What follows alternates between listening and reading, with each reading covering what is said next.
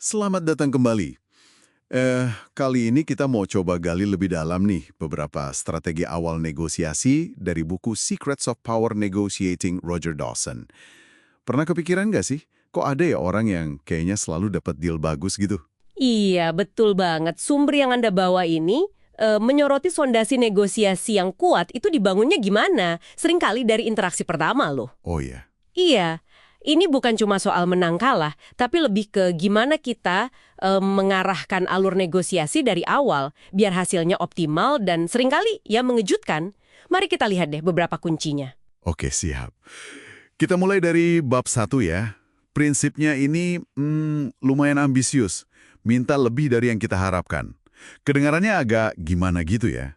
Tapi katanya ada 5 alasan kuat. Apa aja tuh yang paling penting?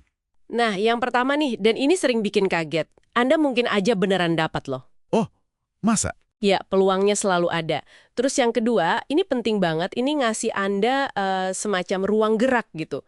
Buat nanti bisa kasih konsesi tanpa harus mengorbankan target utama Anda. Ah, oke oke. Masuk akal. Ketiga, ini soal psikologis. Permintaan awal yang tinggi itu bisa naikin persepsi nilai dari apa yang Anda tawarkan. Gitu. Menarik. Terus dua lagi gimana? Masih soal psikologi lawan bicara juga? Betul. Yang keempat, ini bisa cegah negosiasi langsung macet di awal. Kalau tawaran pertama Anda terlalu mepet sama batas bawah mereka kan, bisa langsung buntu. Oke. Dan kelima, nah ini juga psikologis, ini bikin pihak lain merasa menang waktu Anda akhirnya kasih konsesi. Mereka jadi ngerasa berhasil nurunin harga Anda, padahal mungkin Anda masih sesuai target awal.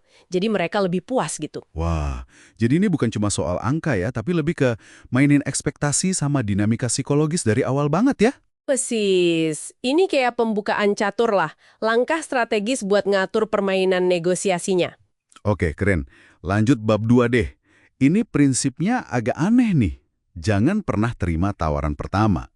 Tapi kan, kalau tawarannya bagus banget, pasti pengen langsung bilang iya dong. Apa risikonya sih kalau kita iyain terlalu cepat?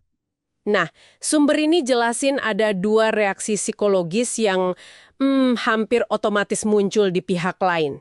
Pertama, mereka bakal langsung mikir, wah sayang banget, kayaknya tadi bisa nawar lebih rendah lagi deh. Gitu, ada penyesalan. Oh gitu ya. Iya, terus yang kedua, mereka bisa jadi curiga. Kok cepet banget setujunya? Jangan-jangan ada yang nggak beres nih sama barangnya.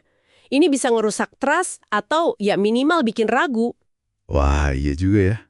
Contoh negosiasi iklan majalah di buku itu pas banget ya buat ini.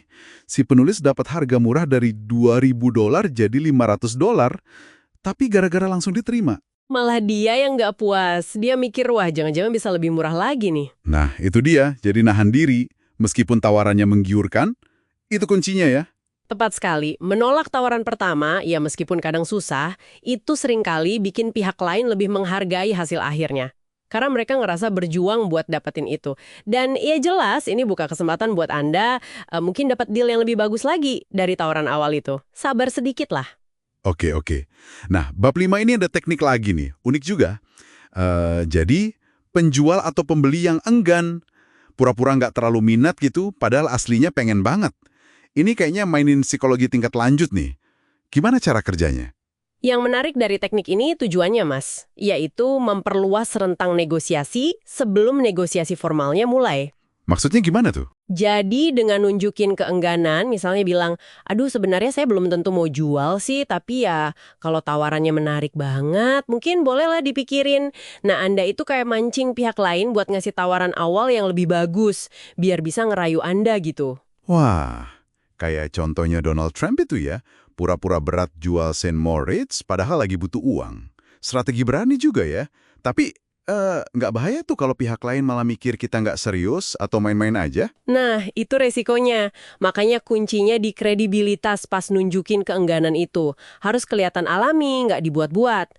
Kalau pas kayak kasus Trump itu, ini justru bikin calon pembeli ngerasa harus usaha ekstra. Mereka naikin tawaran awal mereka buat meyakinkan si penjual yang kelihatan enggan ini.